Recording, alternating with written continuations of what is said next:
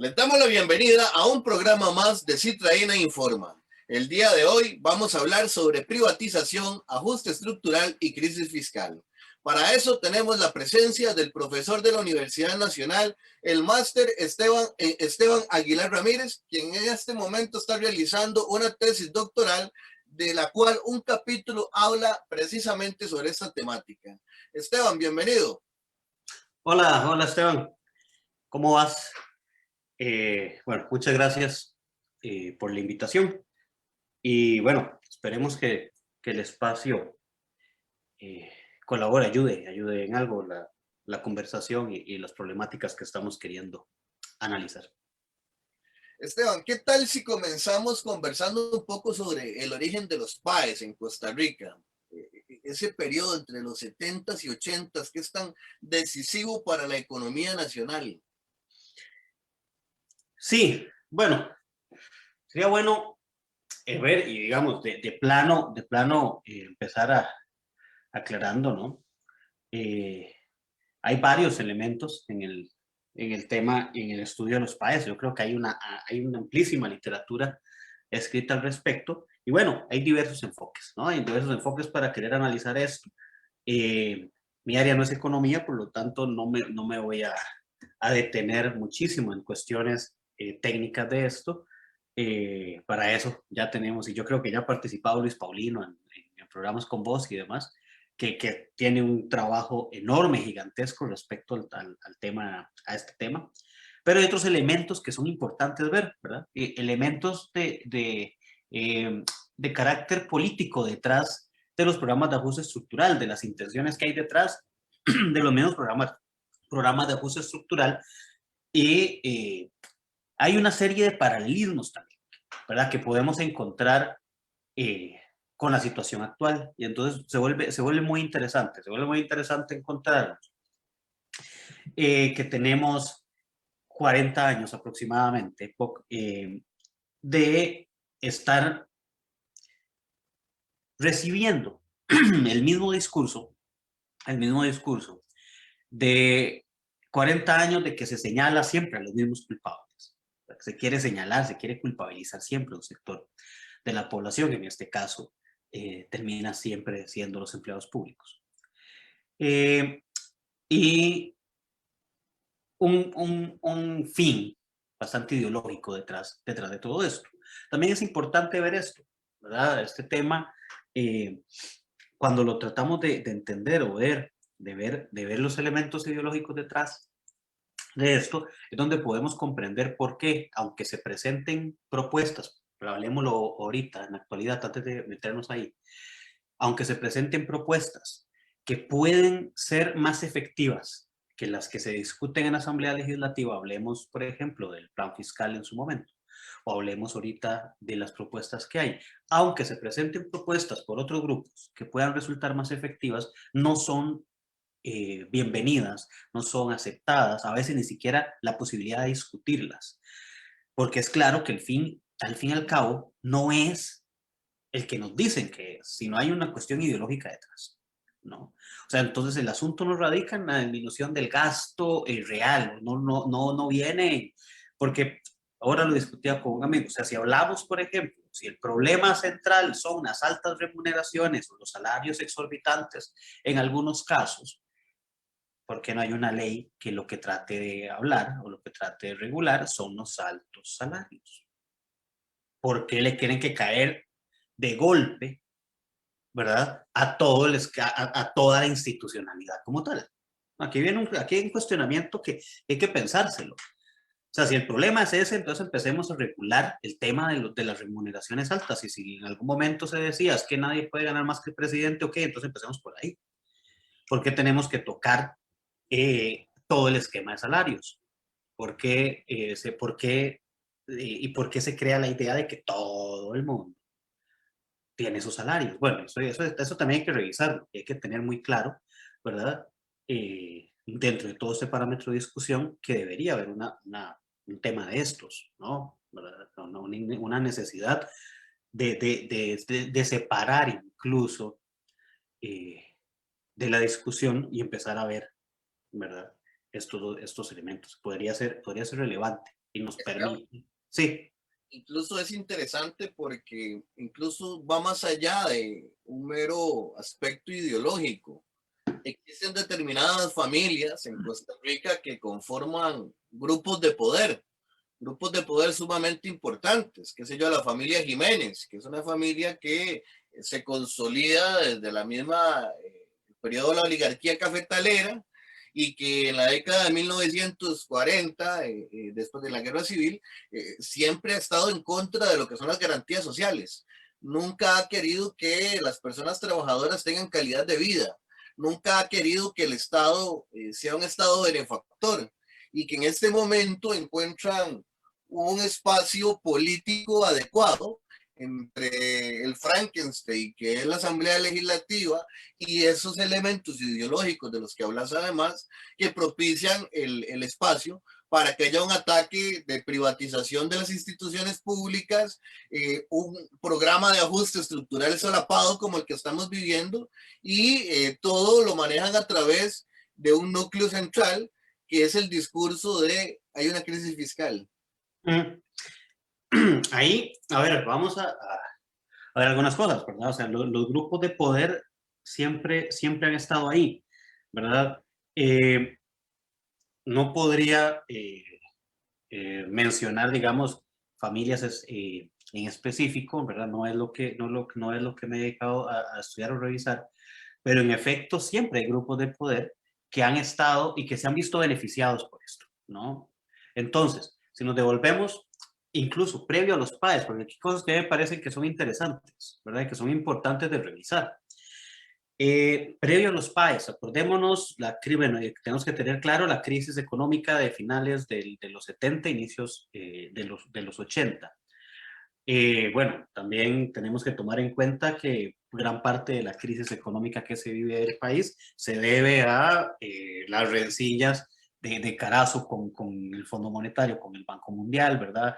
Cuando expulsa a los personeros del Banco de Costa Rica, del Banco Mundial del país, ¿verdad? Los expulsa, se niega el pago de la deuda, etcétera, etcétera. Y bueno, el tipo de bloqueo económico, ¿verdad? Que sufre Costa Rica. Es muy cómodo simplemente llegar y decir que, bueno, teníamos una crisis y la culpa fue de Carazo y no contarnos el contexto.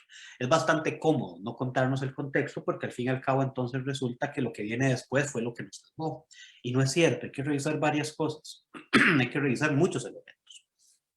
Previo a los PAES, ¿verdad? Está todo el tema de las AIDs, de las Agencias para el Desarrollo Internacional de Estados Unidos, ¿verdad? O sea, entre los convenios de cooperación de las AID con Costa Rica, que son previos a los PAES, ¿no? Eso es previo a los PAES. Hay un libro bastante interesante que escribe Carlos Sojo, que se llama La utopía del Estado mínimo, ¿verdad? Y es un trabajo en el cual el sociólogo costarricense eh, analiza los convenios de cooperación económica, ¿verdad?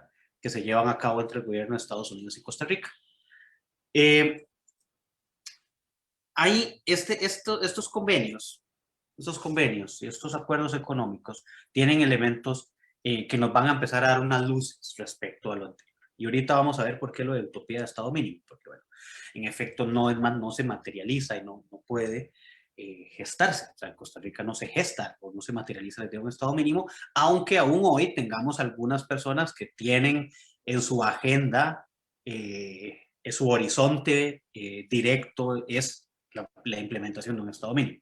Lo conocemos, lo sabemos y muchos incluso abiertamente lo dicen. Esteban, Sí. tal vez ahí para hacer una aclaración para las personas que no tienen una formación en filosofía política, el Estado mínimo es un Estado que interviene lo más mínimo, o sea, en la economía. O sea, solo como para hacer obras de infraestructura básicas como puertos y carreteras que son necesarias para el comercio y hacer que se validen los contratos. Pero el Estado mínimo es un Estado que no interviene ni en la salud, ni en la educación, ni en las telecomunicaciones, ni en el agua, ni en la electricidad, ni en nada. Ese es el estado mínimo. Sí, sí. Ahí tenía en mente hablar un poquito más adelante sobre el Estado mínimo, bueno, ¿por qué no?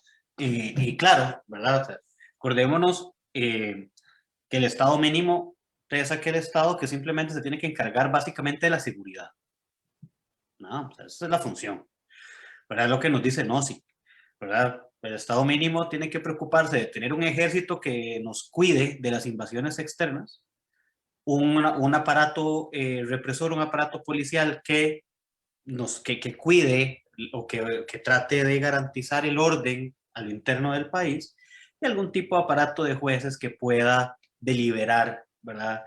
Cuando existe una rencilla. Se acabó. Todo lo demás tiene que estar en manos privadas, ¿no? Esa es la idea, la utopía. Carlos Obo nos dice, bueno, la utopía del Estado mínimo, sí, porque bueno, porque Costa Rica no se logra ejecutar a pesar del intento de, o a pesar de que por ahí hay un tema al respecto de esto, y que ya ahorita lo mencionamos. Vamos a tratar de ir rápido también, porque si no duramos 2 horas y media, el programa se vuelve muy largo. Decía, ¿no? Estos programas, estos convenios de cooperación son interesantes. Son interesantes en el momento que surgen previo a los PAES.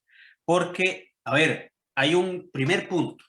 Primer punto es, bueno, tenemos una crisis económica en Costa Rica, pero no solo en Costa Rica, o sea, acordémonos, la crisis económica está en toda la región centroamericana, en toda América Latina. Hay una crisis enorme, hay un incremento de la deuda gigante, los acreedores ya quieren cobrar la deuda, lo que llama Franz Kelame, ¿verdad? También el automatismo de la deuda, porque la deuda se hace cada vez más grande, es una bola de nieve enorme, donde los excedentes simplemente se utilizan para pagar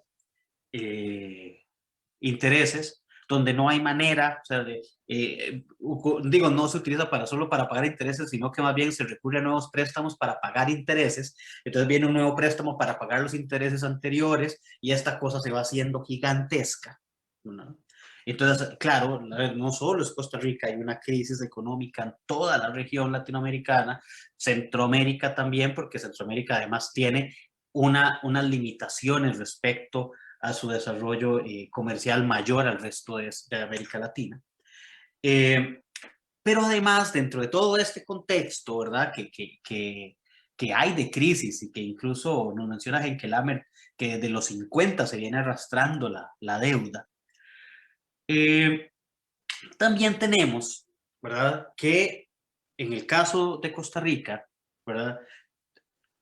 Tenemos la situación que se vive, por ejemplo, con el ejército, el Frente Sandinista en Nicaragua, o con el Farabundo Martí en El Salvador. Y entonces, estos convenios tienen algún tipo de carácter preventivo, tienen algún tipo de carácter preventivo para evitar una crisis económica, ¿verdad? Y que entonces en Costa Rica se den problemas políticos similares a los que están sucediendo en Nicaragua o El Salvador. Entonces, al fin y al cabo, ¿verdad?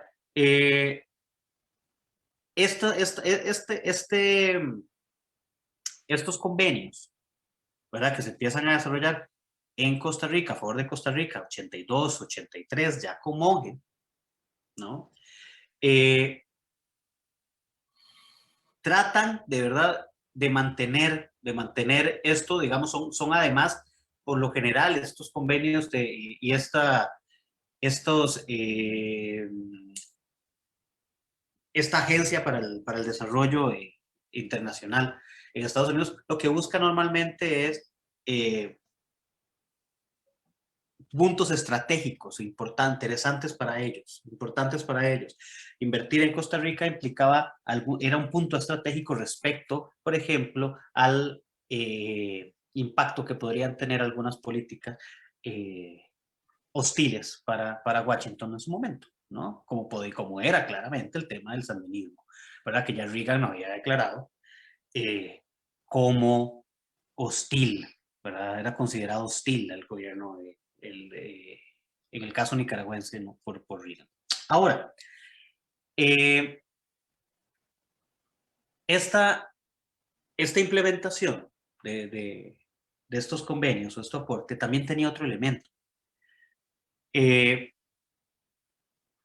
Y es que Costa Rica tenía una característica particular, ¿verdad? Fuera de lo que sucedía en la región, que era la idea de la estabilidad democrática, ¿no?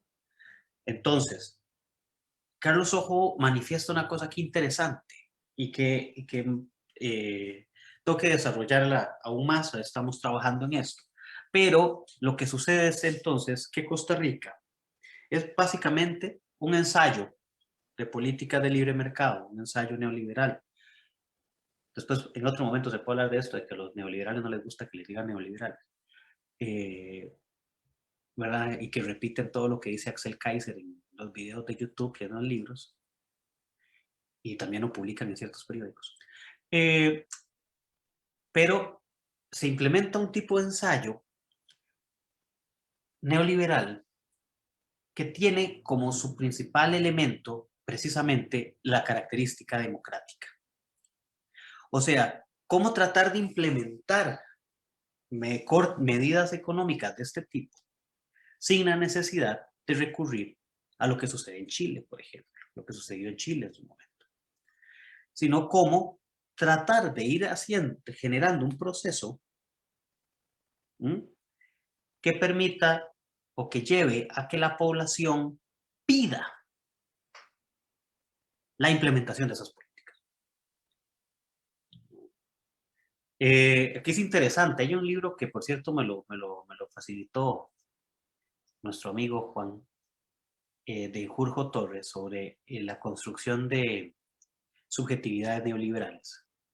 Parece muy interesante y que aquí viene al caso, porque los medios de comunicación o algunos medios de comunicación, el modelo educativo y otros elementos que aparecen por ahí, terminan construyendo o terminan llevando a cabo un proyecto donde los individuos por sí mismos empiezan a quejarse o empiezan a no darle valor al estado de bienestar y empiezan a pedir la privatización de todo por sí solos. Esto es muy interesante, eso es muy interesante de ver, ¿verdad? Porque entonces el proceso de un laboratorio democrático neoliberal lo que busca entonces es precisamente que la gente, que la opinión pública esté de acuerdo con esto. Eso es interesante. Para poder hacer esto, a pesar de que se implemente en alguna medida algún tipo de choque económico, no podés desestabilizar el país. Y entonces, por ejemplo, estos convenios y el apoyo económico que recibe Costa Rica de parte de esos, está condicionado a la implementación de las medidas que pedía el Fondo Monetario Internacional y la aprobación de los países, ¿no? Ya Henke Lammert también, en aquel librito precisamente de la deuda externa de América Latina, o el automatismo de la deuda, mencionaba algunos elementos. Y claro, es el debilitamiento del estado de bienestar, es el recorte en el gasto en la obra social del gobierno, es el recorte en salud, es el recorte en educación. Lo mismo que dice, como que mencionaba Edith Harvey en la historia del neoliberalismo, que es lo mismo que dice Nozick en Anarquía, Estado y Utopía, ¿verdad? Donde no se han implementado los mercados, hay que hacerlos. Salud y educación, ¿no? O sea, hay que, si revisamos también en qué momento es donde se da el boom de la educación privada, en qué momento es que se da el boom de los sistemas de salud privados, bueno, todo va juntito, pero además responde a otro elemento. Es el panorama internacional, no solo América Latina. Acordémonos que en 79 y 80, Thatcher y Reagan, ¿no? La implementación de las políticas y llevar y recibir, por ejemplo, mucho de lo que menciona Friedman y con la idea del monetarismo. E incluso después de ahí, y ahí sería bueno buscar y después discutir con otras personas, conversar con otras personas respecto a esto, porque por ejemplo uno de los grandes cuestionamientos, por ejemplo, la idea del monetarismo y la idea de que la impresión de dinero es la culpable de la inflación, por ahí hay un economista argentino, ahorita no recuerdo bien el nombre, que hacía una pregunta sencilla y decía, bueno, ¿y por qué hay otros países que imprimen dinero y no tienen inflación que tenemos nosotros? Decía, en una discusión que tenía, bueno, eso está como interesante conversarlo con personas más duchas en este tema, ¿no? Pero bien, volvemos, ¿no? Esa estos convenios, al fin y al cabo, lo que buscan es que se lleven a cabo las medidas que pide el Fondo Monetario Internacional, pero entonces la inversión de dinero ayuda a que el impacto sea menor, ¿no? Incluso se lleva o se busca, digamos, esta implementación, pero al no poder, no podemos pensar que se aplique tal cual y que se genere este impacto. Entonces, por ejemplo, a ver, que hay que generar empleo. Entonces, incluso el mismo monje en su momento tiene que decir, bueno, es que si tenemos que generar empleo contratando más empleados públicos, pues lo tendremos que hacer, ¿verdad? Pero tenemos que implementar una política salarial restrictiva, hay que frenar una inversión en las empresas públicas, hay que garantizar la reducción del crédito al sector, en el sector público, ¿verdad? Etcétera. Incluso, y yo creo que el caso más emblemático acá, y una de las condiciones para estos cooperaciones de la AID, ¿verdad? Es la privatización de empresas, específicamente el sector productivo, como es Codesa. Entonces, la privatización de Codesa, incluso ya después en el desarrollo de los PAE, siempre aparece. Entonces, sí hay un incremento, porque por ejemplo esto lo vamos a encontrar, incluso es una de las críticas, mucha gente de eso se escuchaba a un señor economista que quiere ser presidente, que decía en algún momento, escribía en alguna red social, que en los 80 se había disparado el gasto en la contratación del sector público. Eh, claro, ¿verdad?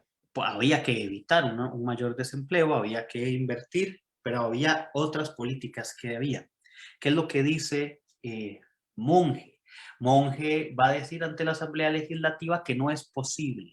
Incluso, Carlos Ojo lo cita, voy a buscar el fragmento del discurso de Monge, pero Monge básicamente dice que no se puede. Ajá, aquí está, ¿verdad? Que hay un riesgo, ¿verdad? En tomar medidas liberalizantes cuyo efecto inmediato sería desmantelar la estructura política existente. No cree que esto no se puede hacer, va a creer Monge, ¿no? O sea, él dice, no podemos hacer eso porque lo que hay que hacer es implementar un modelo gradual,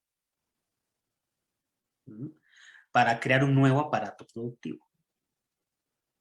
Entonces lo que dice, y va a decir, y esto es interesante, porque entonces lo que se manifiesta acá es que en los 80 no se gesta la implementación, no se gesta todo solamente, o se trata de imponer este modelo, sino que lo que se van a gestar son las bases para crear una nueva estructura, ¿no? Un proceso, lo que dice Carlos Ojo, es un proceso gradual de transformación.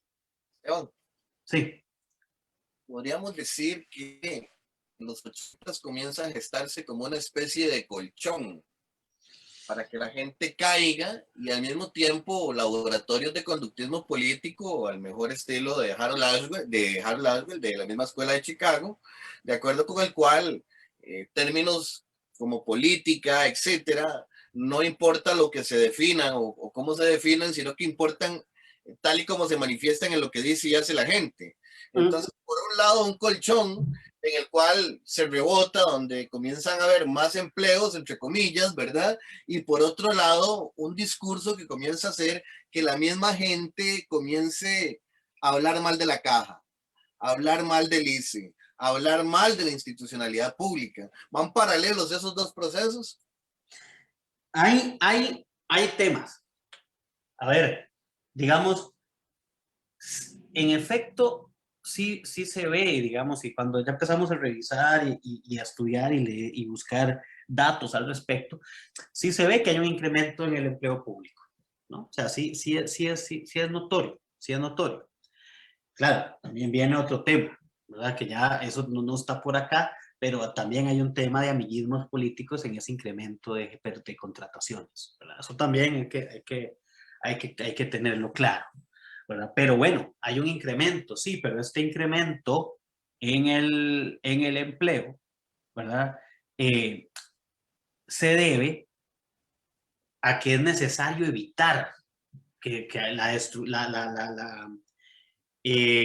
descomposición social. ¿Mm? Entonces, en efecto, tenemos que, o sea, hay que generarlo. O sea, ellos lo que se busca es el implementar, pero a la vez se desarrollan otras medidas. O sea, al momento que se puede implementar acá, privatizamos las empresas de Codesa. El discurso de la reducción del gasto público lo encontramos desde acá y desde el PAE 1 hasta hoy. Y, o sea, es una constante. El mencionar y el decir que el gasto siempre es ahí, el problema, lo hemos encontrado siempre. Y además, implícitamente, la implementación del ajuste estructural desde los 80 y lo que sucede hoy, ¿verdad? Siempre ha venido acompañado de la crítica al funcionamiento del Estado, siempre. El Estado no es un buen administrador, el Estado no sabe cómo se hace esto, el Estado no sabe cómo se hace lo otro, el Estado no sabe hacer aquí, el Estado no sabe hacer allá, ¿verdad? Sin embargo, podemos encontrarnos también a lo largo de muchos años un debilitamiento en el accionar de las instituciones, ¿no? ¿Verdad? Entonces, si encontramos un debilitamiento en el accionar de las instituciones, no, es evidente que no vas a encontrar las mismas cuotas de eficiencia que se tratan de exigir. Claro, aquí también hay otro elemento que me parece que es importante y es siempre importante ver en el discurso y los mantras estos que se repiten de la eficiencia. Y es que, a ver, o sea, que algo sea privado no lo hace inmediatamente más eficiente, ¿no? Porque si fuera así, todos los que tienen servicios de internet o de televisión por cable privados no pasarían abarrotando las oficinas de esas empresas exigiendo o reclamando porque no es bueno el servicio, ¿verdad? Pero sí parece que como hay cosas como que se separan, ¿no? Entonces parece que, no, es que si privatizamos esto inmediatamente va a ser bueno. Y si es estatal, inmediatamente va a ser ineficiente. Eso nos ha llevado, o sea, es un pensamiento, una dicotomía gigante la que han construido, ¿verdad? Y que se repite, y que se repite. Y tenemos 40 años desde que nos lo están repitiendo. O sea, incluso no habíamos ni nacido y ya estaban con esto.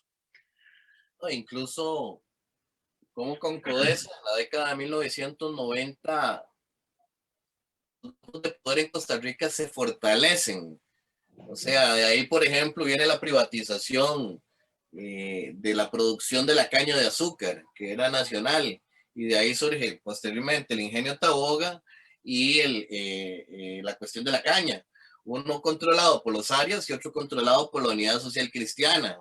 La producción de aluminio fue privatizada, se vendió en una séptima parte del valor de lo que valía realmente la empresa nacional de la producción de aluminio. También viene la venta de los fertilizantes, de una serie de empresas productivas que el Estado tenía, que intervenía en la economía directamente en la producción, comienzan a ser privatizadas y llegan a manos de las grandes élites de este país. Sí, o sea, es que estamos viendo, ¿verdad? Un tema o un discurso recurrente. Estamos viviendo un discurso recurrente. Ahora, a ver, no creo, habría que tener cuidado más bien en afirmar que, por ejemplo, antes de los...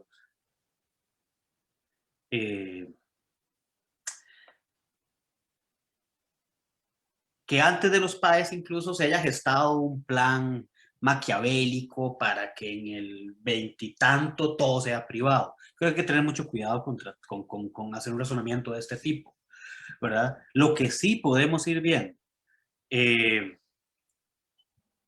es que se han ido desarrollando políticas, han ido implementando políticas, ¿no? Que conforme se van implementando, van generando vacíos que otras políticas van a ir llenando. Y se va gestando. No es que había un plan maestro que decía que en 2018 vamos a implementar el plan fiscal y en el 2021 la ley de empleo público, ¿no? ¿Verdad? Sino que nos va generando las posibilidades. O sea, en su momento que se implementa o empieza este tema con los PAES y demás, se empieza a ver o se empiezan a ver en los distintos países los contextos y las posibilidades de cada uno de ellos. En el caso de Costa Rica es que hay un tema democrático, una institucionalidad fuerte que no puede ser desmantelada de la noche a la mañana, ¿no? Entonces, hay que irlo implementando. De la misma manera, por ejemplo, entre las cosas que se exigen del Fondo Monetario Internacional, del PAE 1 y el PAE 2, un montón no se cumple, pero igual se firma el PAE 2.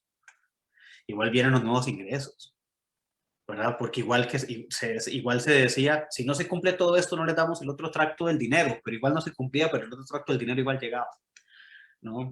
O sea, sí había que revisar esto, ¿verdad? O sea, no, pero vamos viendo cómo se va generando una seguidilla de políticas públicas que terminan favoreciendo a unos grupos específicos y en detrimento de otros, ¿no?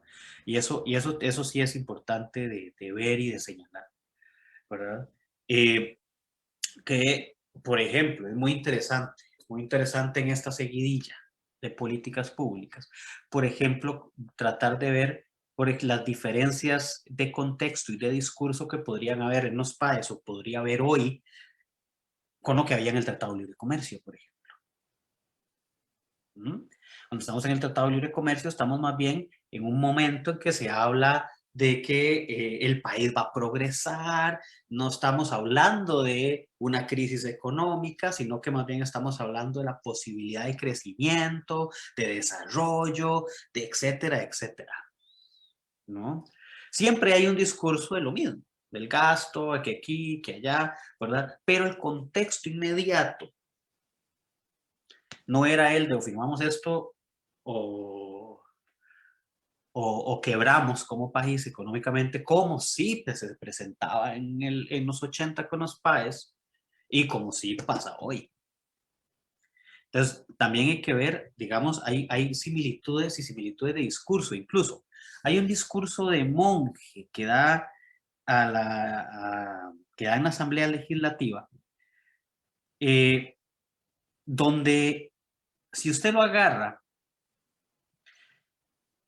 y lo pone a la par de los últimos discursos de Carlos Alvarado, va a encontrar un montón de similitudes. Hay una parte que a mí me parece increíble porque Monge decía, las medidas y las decisiones que tenemos que tomar son medidas dolorosas, pero son necesarias para poder llevar adelante el proyecto del país, no sé qué. Encontramos las de Carlos Alvarado cuando habla de ahora y dice, son medidas dolorosas, nos va a doler hacer esto. Hay una similitud en el mismo manejo del discurso, ¿verdad? Que no es gratuita esta similitud, porque el discurso siempre es, al fin y al cabo, cuando entramos en esos periodos de crisis, es que tenemos que sacrificarnos todos. O sea, para distribuir las crisis son maravillosos. Para distribuir los efectos de las crisis son maravillosos. Por supuesto que para distribuir la riqueza no. Pero bueno, aquí viene otro tema que está ahí presente, ¿verdad? O sea, ¿cuáles son los mantras? Hay un mantra de eficiencia, pero hay un mantra donde entonces, no, el no cobro, que el Estado no cobre impuestos, ¿verdad? El discurso antiimpuestos es complicado, tenemos que valorarlo, que verlo. Por ejemplo, se decía desde los 80, no cobrar renta para cobrar IVA. O sea, el tema del IVA no es una cosa que se inventaron la semana pasada o que se le inventaron hace 3 años y que ahora tiene jodido a todo el mundo, ¿verdad? Sobre todo a los pequeños, a las pymes y demás, ¿verdad? Y muchas al borde de cerrar. No, eso estaba muchísimo antes. O sea, estamos viendo que desde los 80, con la implementación de los PAES, entre las grandes sugerencias está la no co- el, o sea, el evitar renta o sea, generar exenciones y cobrar IVA, ¿verdad? Si el IVA grava al consumidor final, o sea, afecta parejo, ¿verdad? Lo que se discute hoy, lo que hoy se discute, es que hay que buscar formas de cobro de renta. Bueno, en su momento era no cobremos eso. Hoy tenemos un montón de gente que dice no, no cobremos eso. Es desestimular la inversión en el país. Claro, Esteban, ahí es interesantísimo, ¿verdad? En algunos de los últimos movimientos nacionales que hemos han carecido como de un discurso unitario, hemos encontrado este discurso de no más impuestos, pero en realidad debería ser no más impuestos para la clase trabajadora, pero sí impuestos para los ricos y las ricas. ¿Y quién ha sido uno de los principales promotores de este discurso de no más impuestos? La ANFE. La ANFE, que es un grupo netamente reaccionario, directamente neoliberal, ¿verdad? Que tiene intereses económicos en que no haya impuestos para los ricos, ¿verdad? Es que hay un tema acá, ¿no? O sea, por ejemplo, con el discurso de impuestos, por eso me parece que es importante siempre esta conversación. Incluso en la universidad en algún momento le decía a alguien que hay escuelas que deberían de hacer programas de educación tributaria en las comunidades y explicarle a la gente por qué se cobra, cuáles se cobran y por qué se cobran.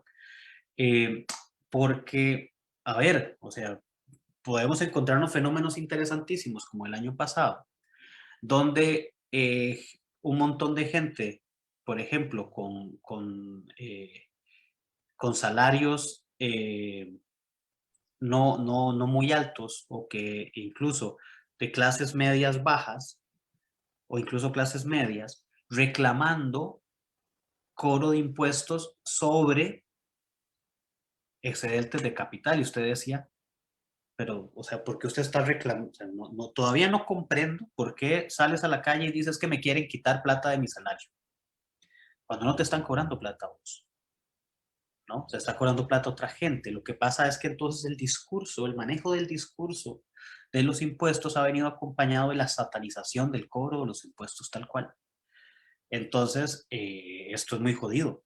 O sea, esto es sumamente jodido, porque no estamos hablando, o sea, no se está hablando de cobrar, o sea, en algún momento cuando personas o nosotros estamos conversando de la idea de los impuestos, no estamos pensando en meterle IVA al pan y a la leche, ¿no? O sea, se está hablando de otra cosa. Pero ¿qué pasa? Que los discursos, y sobre todo los discursos mediáticos, han ido de la mano y han generado el fantasma de que cada vez que se menciona la palabra impuesto es al pan y a la leche y a los salarios bajos, ¿no? Y a eso hay que hacerle las separaciones, hay que saberlo distinguir, ¿no? O sea, lo que se ha construido, y eso es muy interesante también, porque lo que se ha construido como estado de bienestar, el hecho de poder tener, y en contextos como los actuales es importantísimo decirlo, un sistema de salud robusto, por ejemplo, que no se puede sostener de otra manera. O lo vas a sostener a punta de caridad o a punta de buena voluntad de que los que acumulan más riqueza, que incluso la evaden las formas de pagar impuestos, eluden, las meten en paraísos fiscales, quieren acumular, vas a esperar que mágicamente, por buena voluntad, tomen no sé cuántos millones y los tiren a la caja. Ojalá pasara y puede ser que algunos lo hagan, pero no podemos esperar que, por ejemplo, la seguridad social viva de estas formas. Por eso son necesarios, ¿no? Y entonces, la educación para hacer, al fin y al cabo, pagamos los impuestos para eso, ¿no? Claro, vienen reclamos que no son eficientes, etcétera, etcétera, pero bueno, revisemos. Hace 2 años, había un enorme sector de la población que pedía la privatización de la caja. Escuché a montones de personas pidiendo la privatización de la caja. Conozco mucha gente, cercanos incluso, que pedían la privatización de la caja hace 2 años. Y hoy se dan como una piedra por el pecho, ¿no? Entonces, o sea, hay que contextualizarse, hay que darse cuenta, hay que empezar a valorar estas cosas. Incluso hay otro detalle interesante. Y yo creo que es un detalle que no se menciona mucho por ahí y que yo creo que sí hay que mencionarlo. Hay que empezar a tomar en cuenta, ¿verdad? Porque la idea de un sistema de salud robusto que genera cierta tranquilidad en la población, a la vez genera ciertos niveles de confianza donde algunas empresas vienen a instalarse a Costa Rica de nuevo y podrían en todo el lenguaje de que ellos hablan, este tema de reactivación de la economía y hablarle en su propio lenguaje a estas personas que quieren privatizarlo todo y darse cuenta que el hecho de que exista un estado de bienestar que logra sostener ciertas cuotas de estabilidad en el país también permite que haya inversión. Si desestabilizas eso, que es lo mismo que pasaba en su momento, si generas altos índices de desestabilización y de descomposición social, pues ¿quién quiere ir a invertir en un país con alta descomposición social? Pero, y esto también es un detalle que tenemos que tomar en cuenta. ¿Por qué? Porque además tenemos que revisar que los índices de desigualdad en Costa Rica cada día están más altos. Y es otro elemento a tomar en cuenta. ¿Y cómo quieres reducir los niveles de desigualdad cuando algunas de las propuestas que aparecen terminan desembocando en tirar gente a la calle? ¿No? Porque cuando se habla, a ver, porque eso es otro detallazo, cuando se habla de reducción del gasto público, cuando se habla de cierre de instituciones, cuando se habla de esto, tenemos que tomar en cuenta, ¿qué vas a hacer con toda la gente que trabaja ahí? Tienes que despedirla, no hay otra opción. Y un mayor incremento de desempleo. Lo que pasa es que también vamos a tomar en cuenta que quienes profesan esto también creen que mágicamente, bueno, tal vez no creen que mágicamente, puede ser ofensivo, pero bueno, muchos de ellos apuestan a que va a haber como sale la plata allá y una reactivación económica por acá, van a generar empleos y estos que están aquí van a salir allá y va a haber más gente trabajando. No, o sea, pero no es no simplemente soplar y hacer botellas, ¿no? El tema que encontramos. Entonces, también son otros elementos que hay que tomar en cuenta y que hay que traducirlo. O sea, es que no es simplemente venir con la propuesta y tal, ¿no? Y claro, la gestión de la opinión pública es enorme porque la gestión de la opinión pública se ha venido a partir de este es el fragmento de información que les damos. Se construyen los criterios a partir de este fragmento de información. Hay un montón de gente, ahora a propósito de unos comentarios que leí en redes sociales, hay un montón de gente que ahora cree que las universidades son las culpables del déficit fiscal.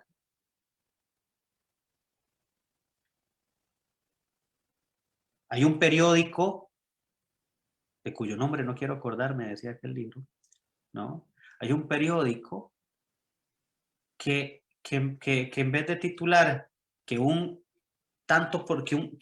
coma el resto por ciento de los funcionarios de las universidades públicas gana X cantidad y compite con los salarios en Alemania, porque son 160 y resto de más de 6.000 funcionarios, lo que titula es que profesores universitarios compiten con salarios de universidades en Alemania. Claro, qué bonito construir opinión pública de esos titulares. De un momento a otro los profesores universitarios todos son millonarios. Compiten, todos, porque eso es lo que dice el titular, ¿no? O sea, hay un manejo de información ahí que es muy jodido, que construye un grupo que al fin y al cabo termina estando de acuerdo con la puesta en marcha de medidas económicas que gesten estos proyectos. Entonces, cuando pensamos, y aquí se vuelve importante, cuando pensamos en las soluciones, en las propuestas que salen y demás, en el por qué algunas que parecen factibles no parece que no se toman en cuenta. Es importante también ir a revisar todo el proceso de los últimos 40 años de políticas económicas que se han implementado para ir entendiendo hacia dónde va esto, ¿no? Y siempre es importante verlo, ¿no? Y revisarlo. Porque claro, también es muy fácil simplemente empezar a repetir otros discursos. Y ojo, porque yo creo que aquí hay una cosa en la que todas las personas que trabajamos en las universidades y en otras empresas públicas vamos a estar de acuerdo. Sí, es necesario revisar lo que sucede a lo interno, claro, claro, por supuesto. Yo creo que nadie dice que no. Pero ¿por qué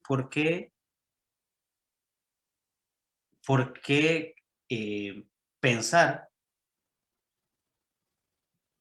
en que los platos rotos, por ejemplo, los paguen todo? ¿Por qué venir, o sea, por qué utilizar ese mismo discurso de retórica que ha construido a los empleados públicos, a las instituciones públicas en el enemigo público? Es una totalización de lo particular. Como hay un Claro, conjunto específico, reducido de personas que realmente están ganando un determinado salario, se hace pasar como si fueran todas las personas las que están ganando ese salario. claro, ¿por qué no hablamos? O sea, a ver, o sea, yo creo que eso es una discusión fuerte y que incluso se ha visto, no sé quiénes tienen la mala costumbre de ver el canal de la Asamblea Legislativa, pero cuando se ven las discusiones, ¿dónde están los recortes a lo interno de la Asamblea? ¿Dónde? A ver, a ver, porque me parece interesantísimo esto. Empiezan a hablar de procesos de evaluación del personal para que las anualidades o los salarios sean acorde al desempeño y esto. ¿Por qué no implementamos eso en la asamblea? Nos estarían debiendo plata, posiblemente. Muchos deberían estar trabajando ad honorem, porque como el tema es por lo que han hecho y por lo que logran y por etcétera, bueno, ¿por qué eso no está? ¿Por qué un discurso de este tipo, pero del cual ellos están exentos? Ellas están exentas. Creo que eso hay que revisarlo. Eso hay que discutirlo. ¿Por qué la discusión no radica en presidentes de juntas directivas de X instituciones que ganan millones de millones? Los alcaldes que forman parte de los partidos políticos que hoy se quejan y que aspiran a ser, y de los políticos que ahí están discutiendo y rasgándose las vestiduras, que aspiran a ser alcaldes que han sido alcaldes, que aspiran a otros puestos, que aspiran a la presidencia. ¿Dónde está aplicándose el discurso para ellos y ellas también? ¿No? ¿Por qué no sé, por qué un presidente de una municipalidad gana más, ¿verdad? Que por ejemplo el alcalde, ¿por qué un alcalde en Costa Rica gana más que el alcalde de Nueva York, por ejemplo? En nivel de comparación de economías, ¿no? No es un tema de que es que los dos son alcaldes y aquel, no, tema es de comparación de economías. La ciudad de Nueva York genera un ingreso de dinero, no sé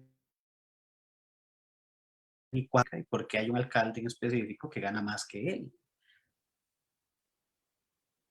Porque un presidente de un banco estatal, que incluso es invitado a programas de televisión nacional a hablar de estos temas y rasgarse las vestiduras por el despilfarro de dinero, ganaba millones de millones de millones.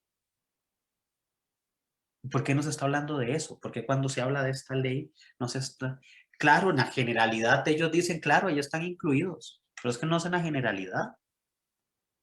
¿Cómo vas a generalizar al presidente de la junta directiva que gana tanto y el empleado municipal, por ejemplo? Puedes hablar en la generalidad, ¿no? Sí, tiene y debería de meterse mano directamente en ese tema de las juntas directivas, pero ¿quiénes nombran a los miembros de las juntas directivas? ¿Cuántos favores no hacen los miembros de las juntas directivas? Y aquí no estamos inventando nada, porque ha salido en toda la prensa, así que nadie podría decir que hay difamación ni nada, pero no estamos mencionando a nadie. Pero han habido montones de escándalos de corrupción que salen en las noticias y en los periódicos y que los vemos. No es nada nuevo. Pero bueno, ¿dónde está la revisión de esto? Entonces, ya aquí, o sea, cuando hay temas cuando hay cosas de este tipo, es clarísimo que al fin y al cabo lo que se persigue es una idea en específico. Y es interesante, Esteban, porque todo esto va en red. Generalmente las juntas directivas, por ejemplo, de muchas instituciones son nombradas directamente por el Poder Ejecutivo, o sea, nombradas a dedo por el gobierno. El gobierno dice quién es el presidente ejecutivo o la presidenta ejecutiva. Posteriormente, esas juntas directivas nombran las gerencias, la gerencia las subgerencias, la subgerencia las jefaturas, la jefatura las subjefaturas. Y a partir de esto se hacen una cadena de relaciones de poder que es sumamente compleja y necesaria de analizar. Y Claro, decir a partir de eso, ¿por qué es que realmente no funcionan las instituciones públicas? claro. Y aparte, pero ahí hay otro tema, y es un temazo, porque a partir entonces de que empezamos a visibilizar esto, la culpa la termina teniendo la secretaria, a esa le hay que bajarle el salario. Exactamente. La culpa la tiene el chofer, a ese es el que hay que bajarle el salario, ¿no? O sea, ahí es a donde termina yendo el razonamiento, ¿no? Y esa parte está terminando por ser bien jodida, ¿no? Además de otro, porque además hay otro montón de elementos que hay aquí que hay que ver, ¿verdad? O sea, los derechos laborales de un momento a otro son privilegios. La transformación de los derechos en privilegios, eso es importantísimo de estudiar y cómo se ha metido en la gente que lo reproduce, ¿no? Que hay cosas que hay que modificar, otra vez volvemos, sí, pero no puede ser que a vos te digan que el aguinaldo son privilegios, que las vacaciones son privilegios, que la jornada de 8 horas son privilegios. ¿A dónde vamos? ¿No? Y es la reproducción. Puede ser que alguien diga, no, pero es que eso no lo hemos dicho nunca en ningún lado. Y no, pues tendríamos que rastrearlo porque por ahí ha salido más de un genio que había dicho que el aguinaldo, no sé qué, ¿verdad? Y no precisamente el meme de noticia falsa que le habían hecho al presi actual, ¿no? Sino que en efecto algún tipo sí lo había dicho en su momento. Eh, pero, o sea, que empezamos a ver es que hay una repetición de discurso y una forma en que el discurso se va adecuando al tema de la opinión pública. Entonces, ¿dónde qué se ha vuelto la norma? Porque eso es lo otro. ¿Qué se ha vuelto la norma y qué han permitido y qué han estimulado para que se vuelva la norma? Porque entonces resulta que de un momento a otro los malos salarios son la norma. La precarización laboral es la norma. El recorte de jornadas es la norma. Entonces resulta que si a vos no te han recortado la jornada salarial, la jornada laboral, o no te han recortado el salario, sos un privilegiado. Esos son privilegios y esos privilegios son odiosos y hay que volárselos. Porque o todos comemos mierda o no se vale, ¿no? Eso es un tema que hay que revisar, que hay que revisarlo muy bien. Y la forma en que cala el discurso, ¿verdad? No puede ser o que parece que se desprende de muchos discursos que la forma de salir de la crisis es hacer que un grupo de gente caiga aún más, que los que ya están abajo caigan más de lo que ya no pueden para poder mantener una estructura que va a seguir estando ahí. Y esa estructura no es el vecino que es chofer del Ministerio de Cultura y gana 7 tejas al mes. Ni tampoco es la maestra de escuela que gana 1 millón de pesos. No. esa estructura que tiene mucho dinero es la que no se toca ni se menciona. Es la que no quiere que hablemos de evasión de impuestos. La que no quiere que hablemos de exenciones fiscales. Entonces hay un montón de elementos, hay un montón de cosas que son necesarias de valorar y ver cómo se han replicado y cómo el discurso se sigue manteniendo, ¿no? Lo hablamos de una crisis económica, es necesario, y aquí también que ser también claros en esto, es necesario construir, construir alternativas, construir soluciones para poder solventar la crisis, donde, a ver, no necesariamente una posición específica tiene la santa verdad y la forma de resolverlo, ¿no? No podemos pensar tampoco necesariamente que como estos piensan diferente a mí todos son malos y los que piensan igual a mí todos son buenos, ¿verdad? Porque posiblemente también dentro de la gente que podrás tener ideas afines puede haber más de alguno que anda persiguiendo sus intereses particulares. Y posiblemente dentro del otro lado habrá una persona que cree realmente que esa es la salida, es la óptima, ¿verdad? O sea, lo que hay que quitarse es a los tipos y a las personas que quieren mantenerse y sostenerse a costa del resto, pero con el resto poder construir alternativas que permitan salir de una crisis económica, pero revisando estas cosas, ¿verdad? No se puede construir una solución de una crisis, a una salida de una crisis económica desmejorando la calidad de vida de un grupo de personas de clase media, por ejemplo, precarizando los salarios. Está difícil. Está difícil en una sociedad con salarios precarizados. ¿Cómo reactiva la economía en una sociedad con salarios precarizados? Estaríamos llegando en Costa Rica a un proceso de desaparición de las clases medias, Esteban.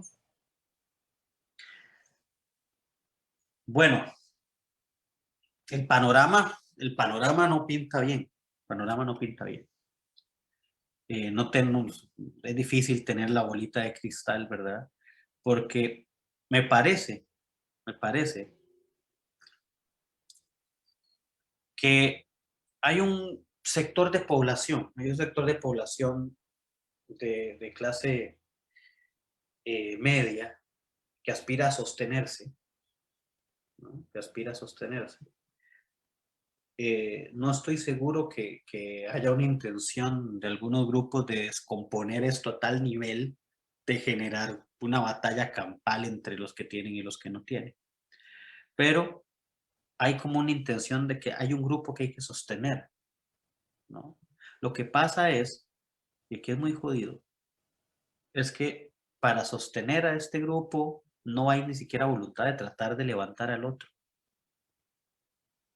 Más bien parece que la finalidad es a los que ya están jodidos, terminémoslos de joder eh, y construyamos este sector de población que no es clase alta, no va a lograr serlo, que se mantiene ahí para sostener los intereses de clases altas. Quienes van a comprar los productos de estos y quienes van a mantener y quienes van a pagar las rentas y quienes van a dar, los ocupamos sostener medianamente. Y hay un grupo que ya de todas maneras son residuales y que los han construido como residuales y por eso no les importa. Es lamentable ver eso, pero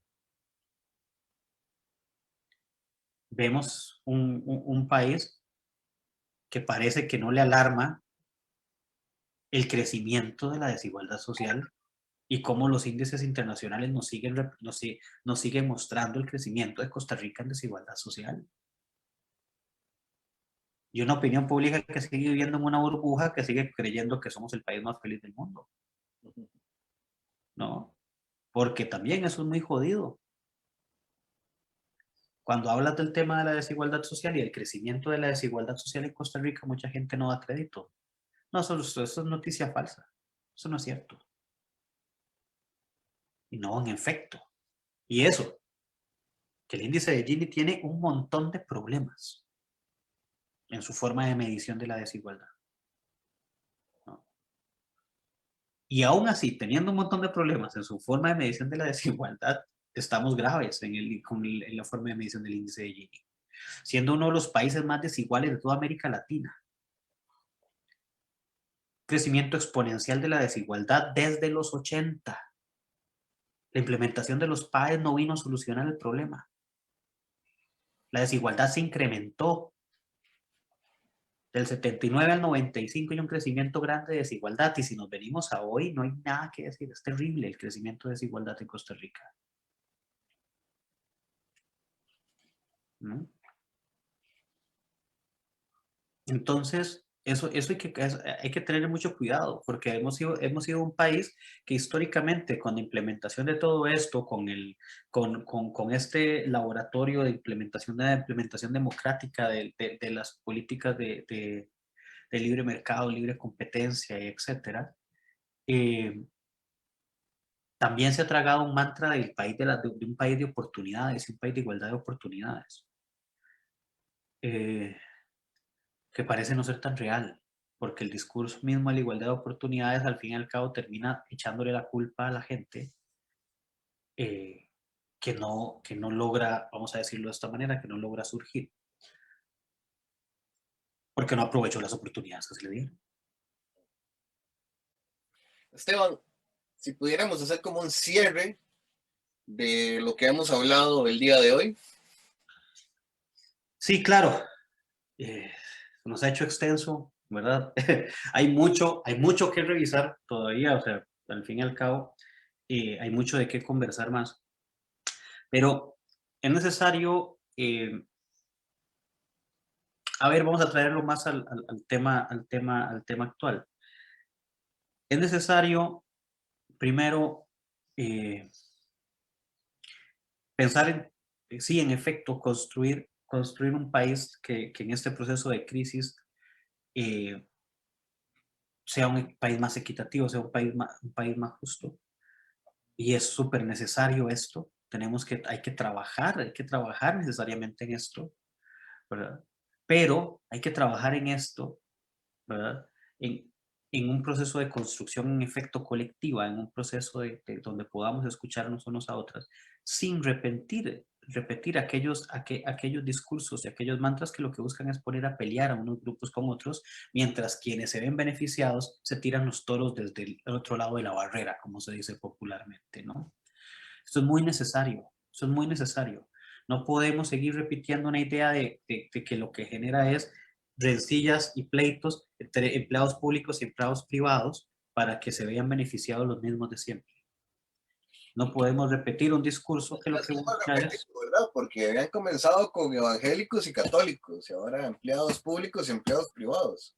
Sí, claro. Y a ver, estamos entrando bueno, este año es un año preelectoral, ¿verdad? La politiquería va a estar muy presente. En la Asamblea Legislativa ya es común encontrarnos eso, pero va a estar bastante presente este año. Eh, y a ver, espero equivocarme, pero me parece que muchas instituciones públicas y los empleados, la figura del empleo público son una gran punta de lanza de campaña política para muchos miembros, que es muchas personas que hoy están en la Asamblea Legislativa y que aspiran a ser presidentes. Entonces, no me parece nada absurdo pensar que viene un año de ataque fuerte al sector público, donde posiblemente en campaña presidencial se ataque muy, muy fuerte, donde se trate de culpabilizar de nuevo al sector público de no poder salir de la crisis económica, y a pesar de que exista algún tipo de reactivación económica, de que hay leves mejorías y que hay indicadores que parece que van mejorando, tampoco es de extrañar que los obvien para seguir reproduciendo el discurso en contra, ¿no? Eh, hay que tener mucho cuidado de esto, no hay que tragarse el cuento así tal cual, hay que revisarlo. Y por supuesto que todos nosotros y nosotras poner de nuestra parte también para poder contrarrestar ese discurso, que bueno, es bastante dañino y que al fin y al cabo no viene a beneficiar realmente a quienes creen que se van a ver beneficiados, ¿no? Eso hay que revisarlo bastante bien, ¿no? Son, además, y con esto termino, además, como grupos organizados, como movimientos sociales, como estudiantes universitarios, como académicos, como funcionarios públicos, etcétera, etcétera, hay que entender también que François Godard decía que había una estrategia clara del poder, de ese poder, de este poder fetichizado, ¿no? Que es poner a pelear a los sectores populares, poner a pelear a los movimientos sociales, a los sindicatos entre sí, ponerlos a pelear, empezar a darle un hueso a unos para que los otros se le vayan encima y empezar a dividirlos. Entonces, al fin y al cabo, la lucha termina transformándose en una lucha de cada quien por sus intereses particulares y los que representa su institucionalidad. Entonces, si van a cerrar el INA, no me importa porque yo trabajo en el otro lado. Entonces, yo defiendo que no cierren Recope, pero si quieren cierren el INA, a mí no me interesa. Eso no es el fin. Tiene que haber un tema conjunto, ¿no?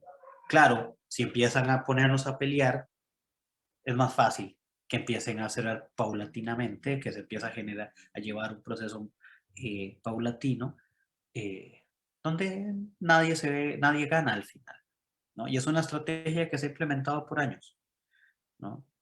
Viene de Maquiavelo, divide y vencerás. Entonces, hay que tener mucho cuidado con esto y saber o tratar de gestar estas formas de propuestas colectivas que nos ayuden de alguna manera a, a salir de esta y a no repetir lo que ha venido aconteciendo durante los últimos 40 años. Bueno, agradecer profundamente a Esteban Aguilar Ramírez por esta interesante y motivante exposición, importante para que vayamos comprendiendo que la coyuntura actual que estamos viviendo no es solamente el resultado de algo espontáneo, sino que es el resultado de procesos históricos que se han venido concretando en nuestro país. Esteban, muchas gracias. Tayutan, muchas gracias, pura vida y seguimos conversando. Antes de, antes de despedirnos, les recordamos que muy prontamente vamos a abrir un espacio nuevo que será la Escuelita Sindical y la iniciaremos con cineforos el último sábado de cada mes. Entonces, a ustedes que nos están escuchando, muchas gracias. Gracias a Esteban y nos vemos el próximo martes en Citraína Informa.